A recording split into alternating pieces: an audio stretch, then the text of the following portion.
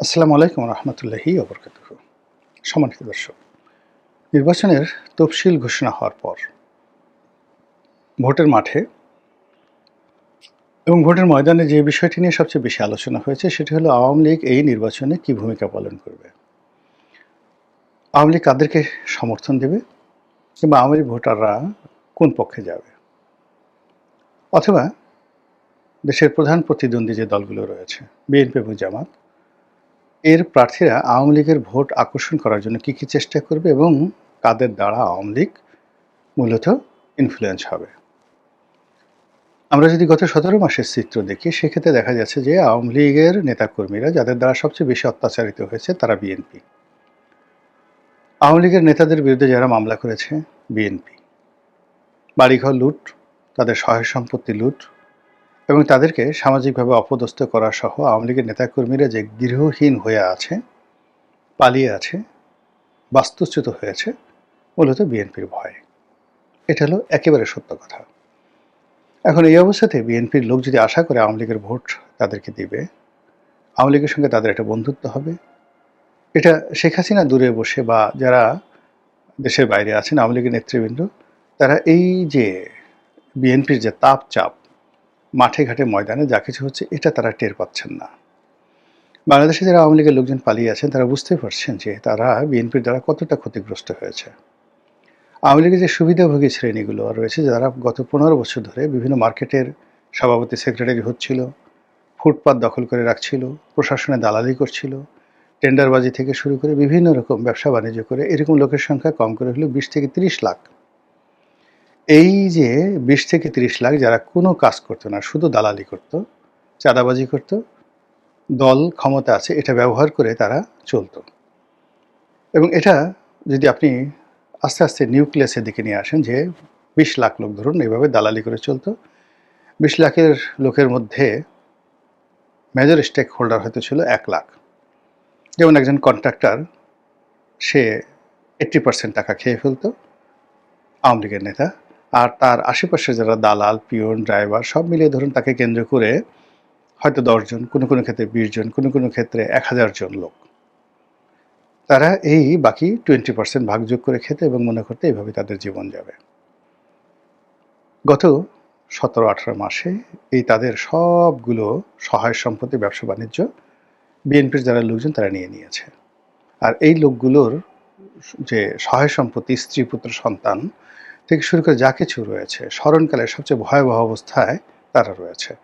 প্রত্যেকটা পরিবারে রীতিমতো বিষাদ, ভয়, আতঙ্ক এবং ইজ্জত হারানোর আশঙ্কা। স্বামী পালিয়ে গেছে, স্ত্রী রয়ে গেছে। স্বামী পালিয়ে গেছে বা পিতা পালিয়ে গেছে, তার যুবতী কন্যা, সুন্দরী কন্যা রয়ে গেছে ঘরের মধ্যে। সেই সুন্দরী কন্যার জীবন যৌবন সবই অন্যের করুণার উপর নির্ভর করছে এবং ইতিমধ্যে অনেকেই গনিমতের মাল হিসেবে ব্যবহৃত হয়ে গেছে। এই বেদনা, এই কষ্ট আওয়ামী লীগের লোকের মধ্যে যেভাবে দানা বেঁধেছে, এটা ভোটের মাঠে কি প্রতিক্রিয়া তৈরি করবে এটা বোঝার জন্য রকেট সায়েন্টিস্ট হওয়ার কোনো দরকার নেই। এই গেল এক। ২ নম্বর হলো যে এখানে ম্যাটিকুলাসলি জামাত খুব কৌশলী ভূমিকা পালন করেছে। তারা নির্যাতিত আওয়ামী লীগ পরিবারের লোকদের সাথে যোগাযোগ করেছে, ক্ষেত্র বিশেষে সাহায্য করেছে বা করার চেষ্টা করেছে, প্রতিশ্রুতি দিয়েছে এবং তাদের যাকে বলা হয় মনের যে দুঃখ দূর করার জন্য নানা মিষ্টি মিষ্টি কথাবার্তা বলেছে এবং একই সঙ্গে বিএনপির বিরুদ্ধে তাদের মনকে বিষিয়ে তুলেছে। এ দৃশ্য টেকনাফ থেকে তেঁতুলিয়া এবং ঢাকা শহর থেকে সব জায়গাতে। কাজেই আওয়ামী লীগের ভোট, এই ভোটের ময়দানে কীভাবে মুভ করবে আর মুভ করলে কোন দিকে মুভ করবে এটা আপনারা বুঝে নেন। দ্বিতীয় ঘটনা, আমরা যেটা জানি যে তারেক রহমান সাহেবের সঙ্গে ভারতের একটা ইতিবাচক সম্পর্ক হয়েছে এবং ভারতের গ্রিন সিগন্যাল পেয়ে তিনি বাংলাদেশে এসেছেন। এজন্য জামাত এবং অন্যান্য যারা বিএনপি বিরোধী শক্তি তাদের বক্তব্য হলো, তাহলে আর আওয়ামী লীগকে দোষ দিয়ে লাভ কী? যেই লাভ সেই কদু। আওয়ামী লীগও ভারতে দালালি করেছে, তারেক রহমান সাহেবও ভারতে দালালি করবেন এবং আমরা যে শেখ হাসিনাকে এত কষ্ট করে তাড়ালাম, তো তারেক রহমান সাহেবকে ক্ষমতা আনার সঙ্গে সঙ্গে যদি সেই শেখ হাসিনাকে আবার বাংলাদেশে তিনি এনে পুনর্বাসিত করেন, তাহলে আর রাজনীতি করে লাভটা কি? কিন্তু বাস্তবে কি সেটা সম্ভব? শেখ হাসিনা চাইলে কি তার ভোটাররা তারেক রহমান সাহেবকে ভোট দেবেন? বা লন্ডন প্রবাসী, দিল্লি প্রবাসী, কলকাতা প্রবাসী যারা নেতৃবৃন্দ রয়েছেন, যাদের বিরুদ্ধে পাহাড় সম দুর্নীতির অভিযোগ, যাদের চেহারা সুরত দেখলে দেশের যারা জনগণ তারা বমি করে দেয়, যাদের কথা শুনলে আওয়ামী লীগের লোকজন, যারা নিরীহ লোকজন, তারা জুতোয়া পিটা করার জন্য প্রতিজ্ঞা গ্রহণ করে। আওয়ামী লীগের অনেক নেতাকর্মী নিজেরা বলাবলি করছে জীবনে কিচ্ছু চায়নি আল্লাহ, অমুক তমুক, যারা আমাদের হক নষ্ট করে এখন বিদেশে গিয়ে পায়ের উপর পা তুলে থুতনি ঝুলাচ্ছে, মুখ ঝুলাচ্ছে, ঠোঁট ঝুলাচ্ছে। জীবনে যদি কোনো সুযোগ পাই ওকে একটা পাড়া দেব, ওর কানটা মলে ওর দুই গালের উপর দুটা কষাইয়ে চড় বসাবো, এতটুকু শুধু চাই। এইভাবে আওয়ামী লীগের যারা নেতাকর্মী, যারা বাংলাদেশে পালিয়ে বেড়াচ্ছেন, তারা এই পলাতক যে সমস্ত দেশের বাইরে দুর্নীতিবাজ লোকজন রয়েছেন, তাদের ব্যাপারে তাদের বক্তব্য এইরকম।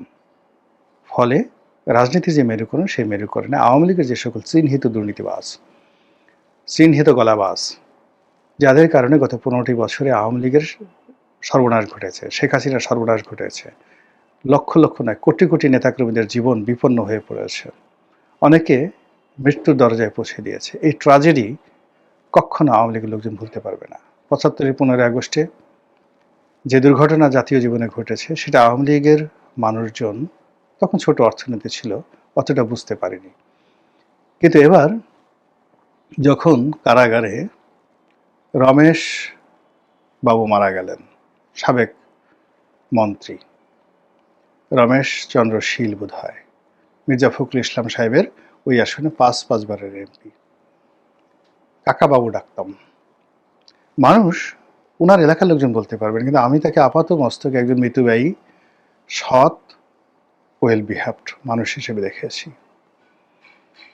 এই বৃদ্ধ মানুষটি যখন মন্ত্রণালয়ে বসতেন, যখনই তিনি দুপুরে মন্ত্রণালয়ের কোনো খাবার খেতেন না, চিড়ে এবং দই খেতেন, এবং তার নিজের হাতের বানানো চিড়া এবং দই এবং কলা, এই খাবারও তিনি দেশের বাইরে যখন বেড়াতে যেতেন, ওখানেও তিনি হোটেলে নিয়ে যেতেন। যখন তার কাছে যেতাম, প্রথমে বলতেন, বাবা আসো, বসো। সব কাজকর্ম বাদ দিয়ে, দরজা বন্ধ করে দিয়ে বিভিন্ন কথা বলতেন, যে রাজনীতির এত অধঃপতন কেন, মানুষ কেন দুর্নীতি করে, কেন খারাপ কাজ করে। তার প্রতিদ্বন্দ্বী, মানে ওখানে প্রতিমন্ত্রী যিনি ছিলেন মাহবুবুর রহমান, মারা গেছে, আল্লাহ মাফ করুক, দুনিয়ার দুর্নীতিবাদ ছিলেন। তিনি খুব প্রকাশ করতেন যে নেত্রী আমাকে মন্ত্রী বানিয়েছেন, বাবা আমি তো কাজ করতে পারছি না, এই অবস্থা। সেই মানুষটি দুর্নীতি করেননি, তাকে জেলে যেতে হয়েছে। কে তাকে জেলে নিল বলেন তো? কে তাকে জেলে নিল? আর জেলে নেওয়ার পর এই বৃদ্ধ মানুষটিকে, প্রায় 90 বছর বয়স্ক বৃদ্ধ মানুষটিকে হাত বেঁধে তারপরে হ্যান্ডকাপ পরিয়ে তাকে কারাগারে নেওয়া হলো, এবং সেই কারাগারে তিনি মারা গেলেন। এই বেদনা আওয়ামী লীগের যারা লোকজন আছে, তারা কিভাবে পোষাবেন? এ দায় এনসিপি তো তাকে জেলে নেয়নি, জামাত তো তাকে জেলে নেয়নি, জেলে কারা নিল বলেন? কি কারণে তাকে জেলে যেতে হলো? ওই যে দেখেন, সাবির হোসেন চৌধুরীর মতো একজন সৎ মানুষ, রফিকুল ইসলাম, বীর বিক্রম, মেজর রফিক, গিয়ে দেখেন তো চাঁদপুরে এতবার 6-7 বার এমপি হয়েছেন, কোনো দুর্নীতি করেছেন কিনা? কেন এই যে ইঞ্জিনিয়ার মোশাররফ সাহেব, সাবেক পূর্তমন্ত্রী ছিলেন, বৃদ্ধ বয়সে কি অসহায় অবস্থায় তাকে সেই জেলখানাতে থাকতে হয়েছে, কোনো মতে প্রাণ নিয়ে তিনি বেঁচেছেন, হয়তো বাঁচবেন না। এরপর আপনি চিন্তা করেন কামাল আহমেদ মজুমদার, বয়স্ক মানুষ, আপনি কামাল আহমেদ মজুমদার কি দুর্নীতি করেছেন বলেন তো? ইনি তো মানে একমাত্র সাভারেই তো তার কয়েক হাজার বিঘা জমি আছে, হাজার হাজার কোটি টাকার মালিক হয়ে সেই 80-র দশকে বাংলাদেশের সবচেয়ে বড় গার্মেন্টস কোম্পানির মালিক, সেই কামাল মজুমদার কি করেছেন বলেন তো? What he has done? কেন তাকে এইভাবে জেলে থাকতে হচ্ছে? এইভাবে আসলে মানে আওয়ামী লীগের যে সকল লোকজন দুই হাতে টাকা কামিয়েছে, মানুষকে ডিস্টার্ব করেছে, যাদের কথায় মানুষ বিরক্ত হয়েছে, তাদের তো একটা পশমও কেউ স্পর্শ করতে পারেনি। তারা তো সেই ঢাকা এয়ারপোর্ট দিয়ে বিমানে চলে গেছে, তারা সীমান্ত পাড়ি দিয়ে বিদেশে চলে গেছে।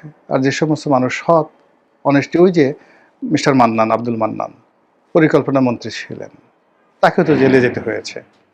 তো এই যে অবস্থা, সেই অবস্থার কারণে যা চলছে বাংলাদেশে, আওয়ামী লীগের হৃদয়ের মধ্যে, মনের মধ্যে যাকে বলা হয় রীতিমতো টগবগে যে ক্ষোভ বিক্ষোভ চলছে, সেই বিক্ষোভের কারণে আওয়ামী লীগের যারা ভোটার আছে তারা কাকে ভোট দিবেন, কিভাবে দিবেন, কবে দিবেন, এ কথা নিয়ে আমরা যতই আলাপ আলোচনা করছি না কেন, আওয়ামী লীগের বেদনা কিন্তু দূর হচ্ছে না। আমার বিশ্বাস, যদি আওয়ামী লীগের কোনো রকম সামর্থ্য থাকে, শক্তি থাকে, তাহলে তারা এই ভোট কেন্দ্রে প্রাণান্ত চেষ্টা করবে না যাওয়ার জন্য। আর অন্যদিকে সজীব ওয়াজেদ জয়, শেখ হাসিনা, দলের যারা শীর্ষ নেতৃবৃন্দ দীর্ঘদিন ধরে তারা প্রচার চালাচ্ছে যে no vote, no vote, no vote, মানে যেখানে নৌকা প্রতীকী নেই সেখানে আমরা কি ভোট দিতে যাব, ভোট দেব না। এবং তিনি আহ্বান জানিয়েছেন ভোট বর্জনের। তো এই যে বেদনা, এই যে কষ্ট, তার সঙ্গে সঙ্গে এই যে ভোট বর্জনের যে আহ্বান সজীব ওয়াজেদ জয়ের, এটা কিভাবে ক্রিয়া করে, প্রতিক্রিয়া করে এবং ভোটের দিন কি দৃশ্য তৈরি করে, সেটাই এখন দেখার বিষয়। মহান আল্লাহ আমাদের সবাইকে হেদায়েত দান করুন এবং হেফাজত করুন। আসসালামু আলাইকুম ওয়া রাহমাতুল্লাহি ওয়া বারাকাতুহু।